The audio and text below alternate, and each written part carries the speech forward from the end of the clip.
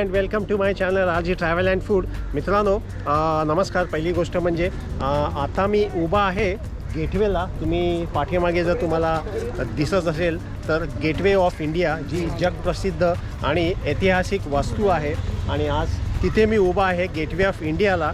आणि आज मी जाणार आहे एलिफंटा केव्जला, जे आपण म्हणतो घारापुरी ज्या लेणी आहेत त्या आपण पाहायला जाणार आहोत बोटीने. आणि मी आहे आता सध्या गेटवेला. तर आपल्याला जायचं आहे आज एलिफंटा केव्ज बघण्यासाठी. आणि हे तुम्ही पाहू शकता की सुंदर असं वास्तुशिल्प ह्या आपल्या भारतातलं जुनं ताजमहल हॉटेल. हे समोर जी दिसते बिल्डिंग ही ताजमहल हॉटेलची बिल्डिंग आहे. आणि समोर हा सगळा पार्किंग स्लॉट आणि हा आपला ऐतिहासिक गेटवे ऑफ इंडिया आणि हा समुद्र गेटवे ऑफ इंडियाचा. तर आपल्याला जायचं आहे एलिफंटा केव्जला. एलिफंटाला जाण्यासाठी आपल्याला पहिलं या काउंटरवर तिकीट घ्यावी लागेल. तिथे आपल्याला एलिफंटाला जाण्यासाठी बोटीची तिकीट घ्यावी लागते. आपण पाहूया आता. इथे ॲडल्ट म्हणजे पर माणसी 150 रुपये तिकीट आहे आणि लहान मुलं असेल तर 100 रुपये तिकीट आहे. तुम्ही पाहू शकता. याच्यामध्ये तुम्हाला 2 क्लास मिळतात, लक्झरी आणि इकॉनॉमी. इकॉनॉमी तुम्ही घेतली तर पर माणसी तुम्हाला 150 रुपये आणि लहान मुलांना 100 रुपये. आणि लक्झरी घेतली तर ॲडल्टला 225 आणि चाइल्डला 155. तर इथे आपल्याला ह्या काउंटरला तिकीट घ्यायची आहे. साहेब 3 द्या. इकॉनॉमी आहे. हां हां त्या बोटीमध्ये मिळेल. अच्छा. तर इथे त्यांनी मला सांगितलं की तुम्हाला डायरेक्ट बोटीमध्ये तिकीट मिळेल. तर आपल्याला डायरेक्ट बोटीमध्ये तिकीट घेण्यासाठी जावं लागेल. तर आता आपली बोट लागली आहे. आणि इथे आल्यानंतर तुम्हाला एक लक्षात ठेवायचं आहे की इथे बोटीचे 2 प्रकार आहेत. एक इकॉनॉमी आहे जी 150 रुपये आहे आणि एक आहे लक्झरी जी 225 रुपये तिकीट आहे. पण तुम्हाला तुमची चॉईस आहे की तुम्हाला कुठच्या बोटीने जायचं आहे. आणि हे बघा छान असा एक गेटवे ऑफ इंडिया आणि सोबत माझी फॅमिली इकडे. एलिफंटा द्या 3. तर आता मी ही तिकीट घेतली आहे. तुम्ही पाहू शकता 150 रुपये आहे पर माणसी आणि आम्ही तिघं असल्यामुळे 450 रुपये ही तिकीट चेकिंग इथे होते आपल्याला. आणि आता आपल्याला जायचं आहे एलिफंटा. आणि ही खाली लागली आहे आपली बोट. तुम्ही पाहू शकता ही आपल्याला घेऊन जाणार एलिफंटा.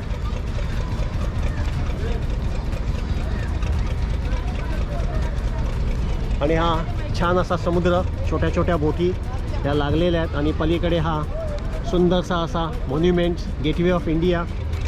आणि आपल्याला जायचं आहे ह्या बोटीमध्ये. तर आपण बोटीमध्ये एंट्री करूया जी आता आपल्याला घेऊन जाईल एलिफंटाला.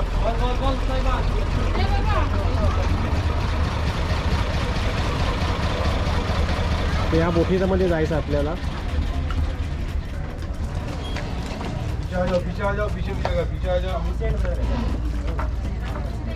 माझी मुलगी आहे. काही पॅसेंजर्स ऑलरेडी ते बसलेले आहेत या बोटीमध्ये. आणि आपल्याला जायचं आहे या बोटीमध्ये. तर आता मी पण एंट्री करतो त्या बोटीमध्ये.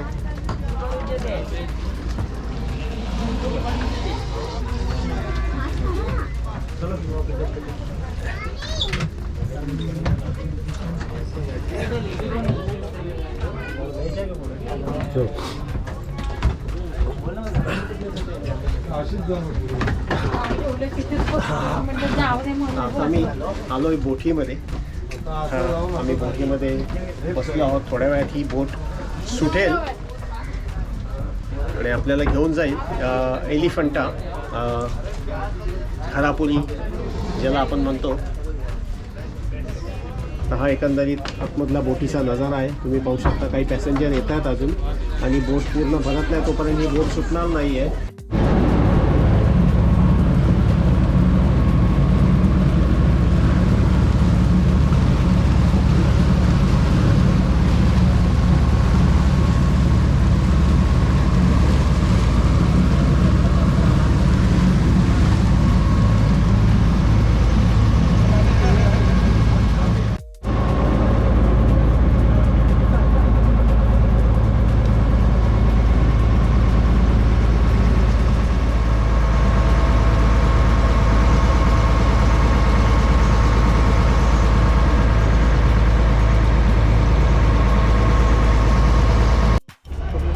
आता आपण पोचलो एलिफंटा घारापुरीला आणि या बोटी इथे स्टॉप झाल्या आहेत आणि ती एक नवीन आता परत दुसरी बोट आली आहे आणि आता आपण आहोत एलिफंटा या पोर्टवर.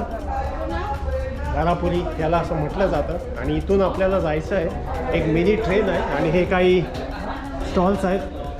तुम्हाला जर भूक लागलेली असेल तर तुम्ही घेऊ शकता. सुंदर असा परिसर हा. आणि आता इथे मिनी ट्रेनमधून आपल्याला जायचं आहे एलिफंटा केव्ज.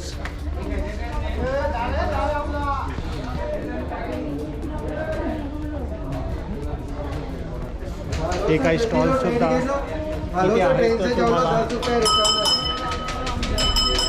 इथून जायचं असेल तुम्हाला ट्रेनसुद्धा आहे. त्या ट्रेनसाठी आपल्याला वाट बघायला लागेल. आता नुकतीच एक ट्रेन सुटली आहे. एक मिनी ट्रेन इथे येते आणि ह्या ट्रेनमध्ये बसून आपल्याला जायचं आहे एलिफंटाला. तर हा सुंदर असा हा आजूबाजूचा परिसर तुम्ही पाहू शकता. घारापुरी, याला घारापुरी असं म्हटलं जातं. आपल्याला इथे आता थांबायचं आहे आणि ही बघा समोरून जी येते आहे ती आहे ट्रेन. त्या ट्रेनमध्ये बसून आपल्याला जायचं आहे.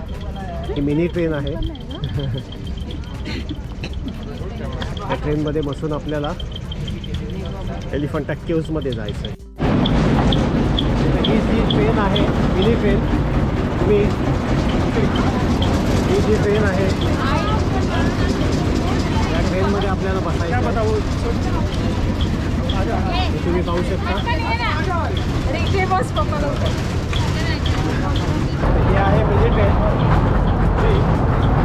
तुम्हाला 10 रुपयामध्ये तुम्हाला एलिफंटाला सोडते, एलिफंटा केव्जमध्ये घारापुरीला सोडते.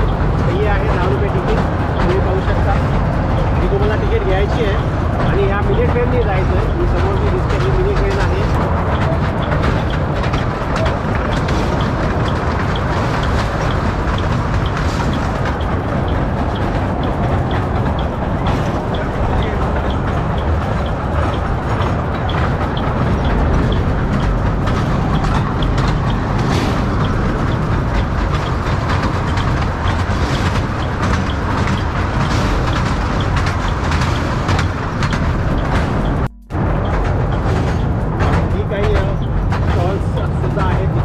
बऱ्यापैकी इथे तुम्हाला स्टॉल्स आहेत. ही जी आहे मिनी ट्रेन जी आता आपल्याला घेऊन चालली आहे एलिफंटा केव्ज. काही लोक चालतसुद्धा जातात. इथे दिसते स्टेशन जे आता आपल्याला तिथे उतरून पुढे एलिफंटा केव्जमध्ये जायचं आहे.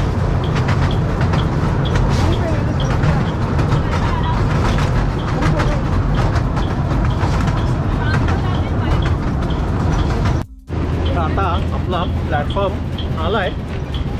हा आहे प्लॅटफॉर्म. इथे आपल्याला आता उतरून पुढे चालत जायचं आहे केव्जमध्ये. आणि ही उतरल्यानंतर काही स्टॉल्स तुम्ही पाहू शकता. हे स्टॉल्स आहेत. इथे बऱ्यापैकी तुम्हाला कॅप्स आहेत, खाण्याचे आयटम्स आहेत, फॅन्सी आयटम्स आहेत जे आपल्याला इथे उतरल्यावर पाहायला मिळतात. तुम्हाला घ्यायची इच्छा असेल तर घेऊ शकता तुम्ही. आणि आता आपण चाललो आहोत केव्जमध्ये. कणसं पण तुम्हाला खायची असतील तर कणसंसुद्धा आहे तिथे. तुम्ही पाहू शकता अगदी कोल्ड्रिंक्सपासून सगळ्या गोष्टी इथे आहेत. हे बघा, हे तुम्ही माझ्या दोन्ही बाजूला पाहू शकता.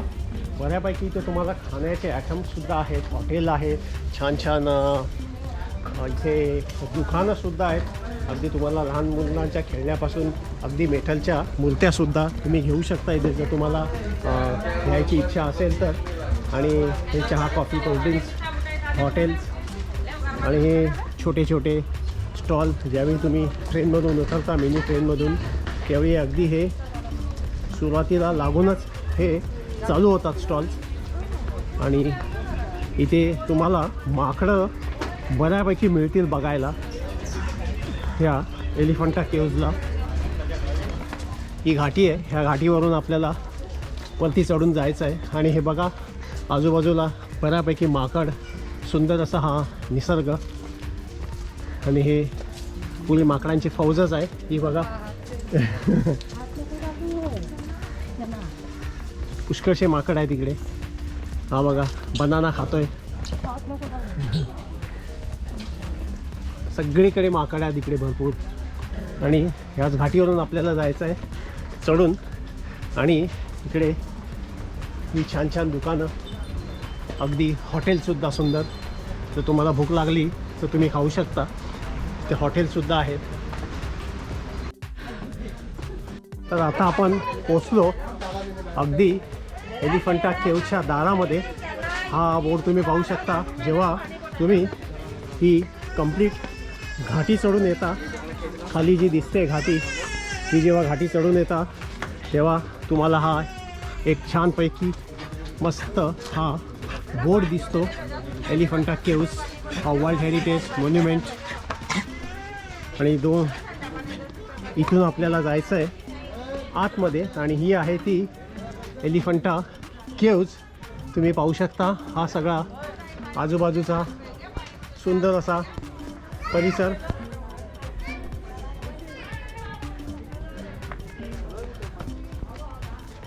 आणि असंच आपल्याला थोडं आणि पुढे पुढे जायचं आहे चालत चालत.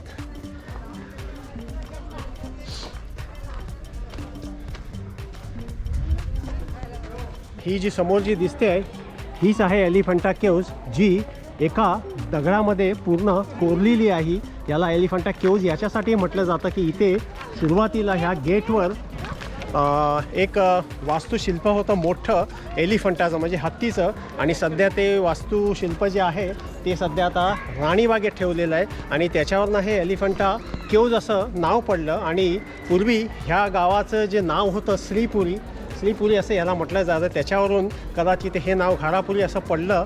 आणि हे जे एलिफंटा केव्ज आहे गेटवेपासून 10 किलोमीटर तुम्हाला बोटीने लागतात. म्हणजे जवळजवळ 1 तास तुम्हाला लागतो बोटीने ह्या केव्जमध्ये येण्यासाठी. तर हे आहे आत्ता वास्तुशिल्प.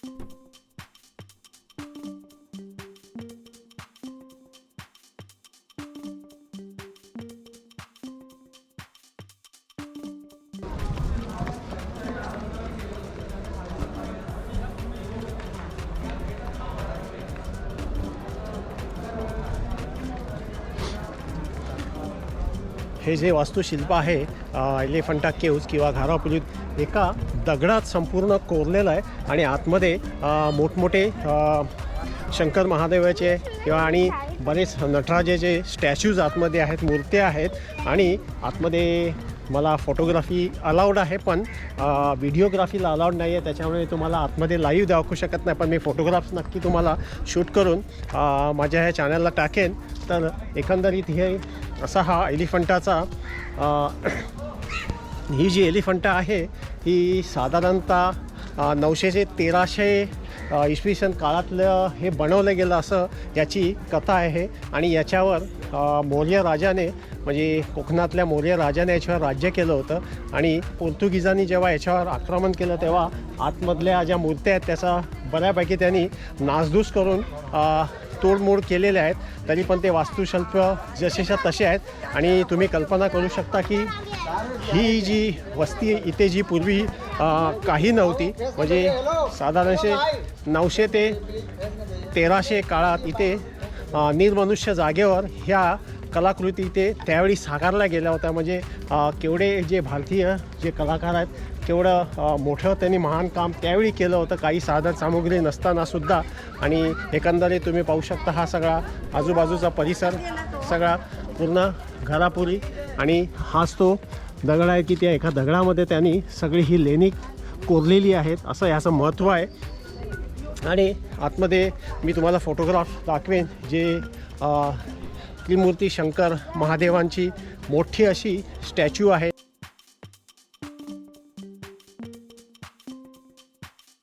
शिल्प आहे ते आपण फोटोग्राफीमध्ये टाकूया.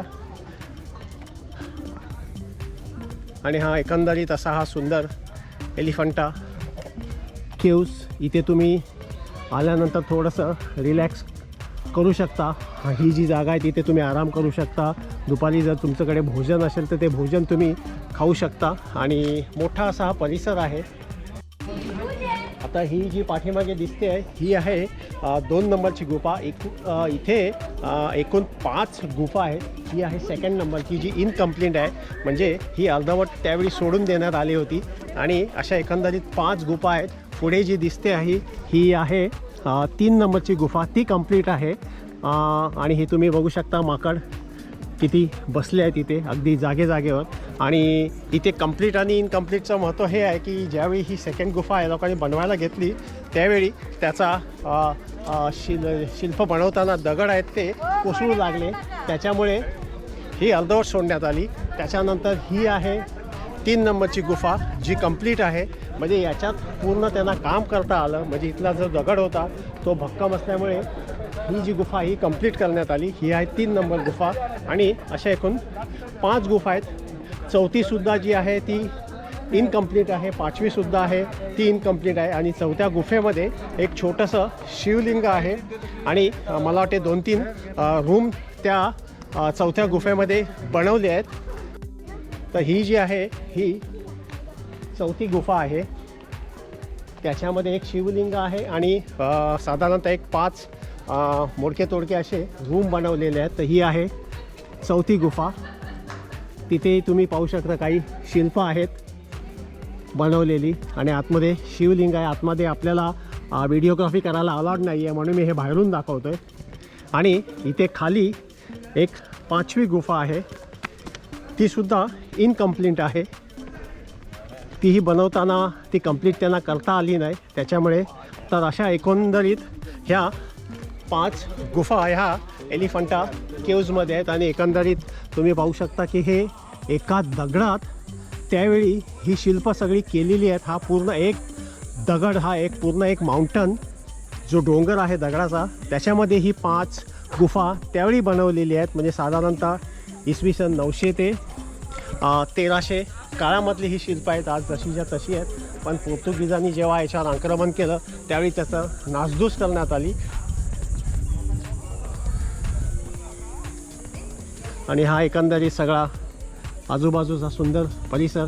इथे तुम्ही थोडंसं चालून आल्यानंतर रिलॅक्स करू शकता. काही मंडळीसुद्धा बसली आहेत, रिलॅक्स करतायत.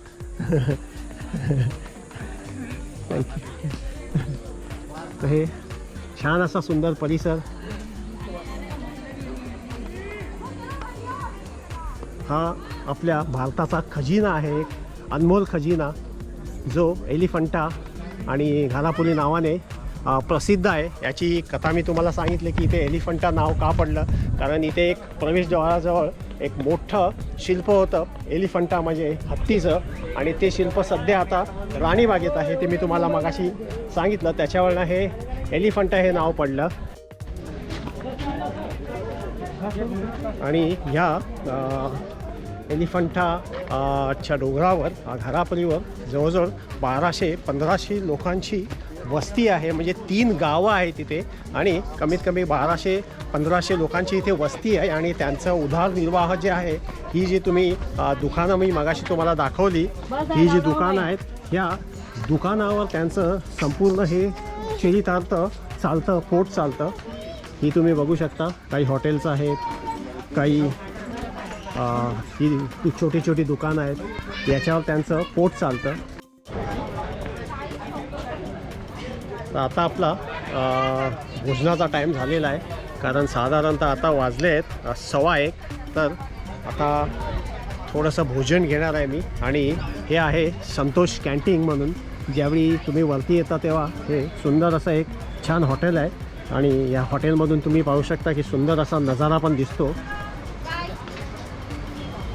छान असं. आणि हे हॉटेल आहे. आणि आता मी इथे जेवणारच आहे. माझी फॅमिलीसुद्धा ही तुम्ही बघू शकता बसली आहे. दीदी ती बसली आहे. काही बरीचशी फॅमिलीसुद्धा बसली आहेत लंच करण्यासाठी. तर मी आता ऑर्डर देणार आहे लंचची. बऱ्याच फॅमिली इकडे बसलेल्या आहेत. तर आता मी आहे या हॉटेलमध्ये. आणि हा एकंदरीत हॉटेलमधून दिसणारा हा सुंदर असा नजारा, छान परिसर, खाली समुद्र आहे. आणि हे सुंदरसं असं हॉटेल, तिथे आता आपल्याला जेवायचं आहे.